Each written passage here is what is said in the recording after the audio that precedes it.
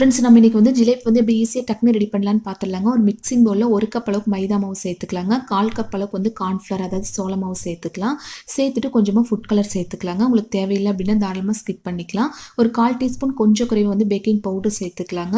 1/4 cup அளவுக்கு வந்து கெட்டியான தயிர் சேர்த்துக்கலாம். சேர்த்து லாஸ்ட்டாக கொஞ்சமாக நெய் சேர்த்துக்கலாங்க. இதில் கொஞ்சம் கொஞ்சமாக தண்ணி சேர்த்து நம்ம மிக்ஸ் பண்ணி எடுத்துக்கலாங்க. ரொம்ப கெட்டியாக இருக்கக்கூடாது, அதே சமயம் ரொம்ப தண்ணி பத்தில் இருக்கக்கூடாதுங்க. இந்த பத்தில் ரெடி பண்ணி எடுத்துக்கலாம். இப்போ ஒரு பாத்திரம் வச்சு 1 கப் அளவுக்கு சர்க்கரை, அதே கப்பில் 3/4 கப் அளவுக்கு தண்ணி சேர்த்து ஹை ஃப்ளேம் வச்சு நல்லா கலந்து விட்டுறலாங்க. சர்க்கரை நல்லா கரைஞ்சதுக்கப்புறம் கொஞ்சமாக ஏலக்காய் பவுடர் சேர்த்து நல்லா மிக்ஸ் பண்ணி விட்டுறலாம்.